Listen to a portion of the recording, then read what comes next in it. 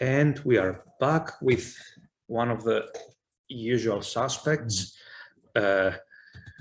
young American superstar Niemann Smoke, to see his today's win.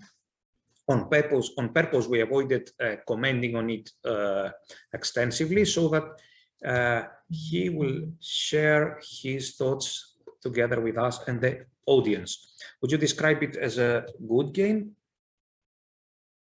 No, I'm pretty self-critical, and when I play, I would say in a lot of aspects it was good, but there are certain frustrations. You could say that. Let us see the frustrations and the good things and the bad things. Yes, Please take over the analysis. The win is okay. So the great thing in the beginning was he played bishop b4. I was expecting b6, queen's Indian, and I was just preparing, but he played this. And what is so great about it? White is better, you think? I think white is just, it's not like some huge advantage. It sort of depends. I guess this is the first crossroad.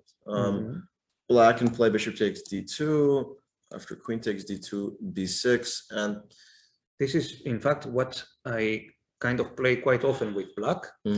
And I feel kind of strange that you say white is so simply better. Okay, he does have a small advantage. Yeah, it's a small advantage, and for me, when you can have white and have a small advantage, long-term 2 bishops in space, you know, it's nice. You're not afraid of this knight e4, f5 kind of stuff, yes? I know this pretty well, and usually you're not getting checkmated. Okay. But most of the time, maybe if you're playing, you know, but against most regular opponents, you're not going to get checkmated. I see. So this is the first crossroad. Now, of course, there's a significant advantage. And here, I played bishop e2, but maybe I'm just misremembering. Maybe bishop b3 is the main move. I thought bishop b2 is the main move, and you know he goes knight d7, which I expected. b4, e5, d5, and I thought that this was all what I remembered. I guess somewhere I might have gone wrong with bishop b2, and here I thought the best move was c6, and I thought that after castles, knight a6, queen b3, and this is the analysis that I remembered, but this is sort of where I left off. And white is slightly better, let's say. It's like 0.5 from what I remember. But he plays c5, and I was very happy when he played c5 because I actually know this move, and there's a game played in this line, not by me, but by someone sitting next to me. I see. In a tournament, or maybe not. They're in the same tournament. It was a game between Benjamin Gladura had white, which I'm sure you know, and with the black pieces was Cuban Grandmaster Quesada Perez. There's like 3 brothers. I think Uneski. Anyways, I think there was a game in Spice Cup this year or last year, and I remember looking at it and briefly analyzing, and I was like, b5 is just castles queenside is like really strong. So you know, maybe the game isn't in the database, but maybe the game position was actually bishop d3 with bishop. I could not tell you. But here I was happy because I knew like this is what I should be doing. How about here? How about f5? Trying to do something, not to just get made. Then you will take it and bishop d3, I suppose. Yes. I was just thinking just castles. Just castles, yes. Castles, I didn't feel... And if he goes f4, sooner or later G3, you will break with g3. So yes. What I remembered from this game is I didn't remember anything too precise, but I thought maybe rook g1. This I think is the game. Maybe it's not. Maybe I'm hallucinating. But I remember looking at this game. There was some trade with rook takes, and there was a lot of like you know, doubling pressure. Yes, and it's strategically winning for white because black is left without counterplay. Yeah, right? So the main point is with queenside closed, if in theory there should be some counterplay on the king side. If I may ask just a second, a few moves ahead, is it possible to because now it's about setups, can he do this? Will you go queen c2, for example? Queen c2 and knight e8. Is it a bit more castle long, and but G6. again you are better. Yes, H4 I think or these something. G6 F5 ideas are Yes, never knight really G7. they They don't threaten anything. they Yes? don't really threaten anything. I think Okay. I'll always have some sort of break, and then that break just lead to some issues. But definitely, I think the knight on B6 optically looks like it's good, but it's quite inactive. Yeah, it's putting pressure on C4, but anyways, it's not even threatening knight A4. Even if No, your yeah. queen moves away, Yeah. you always have bishop A1. So I think it's intuitive to play the way he did. And then 91, I was okay. You can see question mark. After I played 91, I said to myself, like, "Oh my, you're such an idiot. What is wrong with you?" I had a quick 5 minutes of like punching myself in the face, and then I was like, "Okay, let's try to focus," because this move I just totally didn't even. The idea of N4 just didn't cross my mind. It was a very sloppy move. So this is a moment of frustration. Can you just take it and go F3 G4 to stop F5? Yeah, so I thought, yeah, this was my main idea that I instinctively thought, but then it just didn't feel right. Bishop G5. I wasn't feeling it. Maybe this is best. Knight G2, maybe King B1, little by little. I don't know. Yes. Yeah, I think this is probably objectively the best, but for some reason, I think I was just a bit upset with myself, so I wasn't maybe as. Yeah, okay. What I saw is if Knight G2, Queen F6, and I didn't like it. I see. And if Rook D to F1, then can he even take on D2 or what? Yeah, maybe in King takes. Yes, okay. I don't. I think I was still recovering from. So what should you play instead of Knight E1? What's the correct? I think I should just pretty play. much anything else. Yes? Pretty much, I think just H3 is very H3, strong. Yeah. and if Knight H5, G3 for Absolutely, the moment. Yes. Yeah. I think H3 is a very strong move. Maintaining control over the G4 square while also keeping G4 as an idea. Interestingly enough, in this position, I was considering G4 for a long time, and I thought this was an interesting nuance. And I thought, okay, I will play H3, and then H5. I thought, well, Knight H2 is strong. Okay, when my opponent analyzed, he suggested this. And maybe he's going to shut down everything, and make you know, but you can after H5. Typically, you can just play castle, yeah? yes, just castle, just leave the pawn on G4, and when he takes, I don't know, find a good move. Yes, yeah, exactly. It does take some time though for your bishop from B2 to get back in the game. C1, unless you want to sacrifice on E5, which is very double-edged. That's the main issue is this bishop. I think these. I was sort of struggling to understand how to control the dark squares, considering this bishop was so present. So decided to play simple. Yeah, Knight E1, Knight E3, 5 H3, Knight H6. Knight F6 is obviously the more natural move, to which I would play Bishop to F3. I thought I was okay here. I was hoping for some sort of. Basically, I'm hoping to get some sort of long-term pressure. Let's say we trade everything. Now that I have control over dark squares, I want to maybe play King B1, maneuver the bishop. F4 is an idea. And I thought long-term pressure. I like these positions. I feel like these are long positional grind, some sort of edge to hold on to, I think.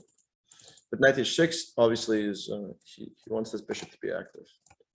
And okay, now Bishop F4 is a very strong move.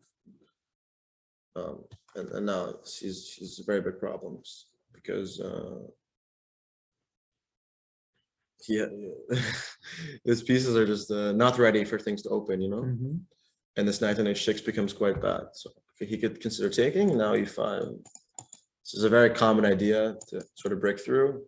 Once we take, I'll have my passed pawn. And he doesn't have Knight F5, Knight D4 anymore. Yeah, the main point is this knight. I think this F4 move is solely focused on this knight just being a terrible piece. So I was fortunate that he made this mistake. So I guess sometimes. So now he takes. In the game, he mentioned that I actually missed. I could take immediately, and then play G4, and I missed that after knight takes C4, you have H4. Oh. But and you take with Queen takes G4, Knight takes C4. Yes, but for me, I was sort of I was in a very positional mode. I wasn't thinking concretely here, and I thought, okay, G4, King B1, Knight E4. From my perspective, it's just positionally, I think he's just dead. So I didn't see the reason to take any risks. So king h8, king b1, bishop b7. I think now I should just take the pawn because there's no reason why. And I calculated this concrete idea, queen d3. Now there's so many threats, all these, everything just coordinates very well, and everything is just protected, you know. So yeah, he plays this. He's getting low on time. Yeah, I think he burned way too much time, and takes, check here, king h8. Now he played bishop f5, and I thought, okay, Ricky won, game over, and he played queen takes g5, and I had a small heart attack. So, you simply missed that, you know, yes? Thought takes, and the knight. Okay, I can make the moves. Now the knight has no choice. Check, and I win the knight. How about if he takes and then takes on g5, bishop e4? Then why did you calculate just bishop c1? Yes, C1, and take this knight. Yeah. Yes. The queen is just going to be shouldered away by the rooks. So g5, it's still fine, I think. I still like what I played, but no, I think I can see question mark. Okay. This making me doubt myself, you know. This is very bad for, you know. Yes, I know, but we don't really know why it's a question mark. Maybe because simply there is a much better move. Maybe. Yeah, but I think it's sometimes the computer thinks that as long as it's winning is the important part. You know, I think humans often go for the simpler winning, which maybe has a smaller computer advantage, but practically it's winning. Exactly. So I think that is. It doesn't have to be +4. It can be +2 and more. It can be +2, simple, and then practically, you know, winning. Yeah. Yeah. So I think maybe only chances to take. I thought nice idea if we're here now, rook f1, and the rook will enter to f6. But if you stop it, then the rook will. So knight e7, I have rook h4. Point being that if rook g6, rook f7, king g7, I go check. Okay. Takes. And takes. And how about after rook h4, king h7 directly? King h7. This is a good question, my friend. A very good question, which maybe I just don't know the answer to. Oh my. King h7, I totally missed. Yeah, okay, draw then, yeah. Oh, yeah. I'm not so sure. Yes, there maybe is not play. the draw. Yes, Maybe not the draw, but yes, you can continue playing. Yes. Yeah, I can continue playing, but oh, I totally missed this. Yes, maybe I should. Yeah. So this was a mistake for sure. So now queen h7, okay. You do have some ideas to exchange everything and play b6 and rather put the rook on b5. Is that somehow possible? Maybe. And he will have knight and 2 pawns. Then you will play b6 and rook b5 to take a 5 pawn. I don't know if. Yeah, I think there should be there's chances for sure. I'm still doing well, but yeah, now queen h7, king a1. Rook f1. Okay, now it's progress. Anyways, I think too much pressure. This pen is just too strong, and rook f7, knight e6, game over. Okay, that was very interesting. I would like to show briefly my game in a similar spirit.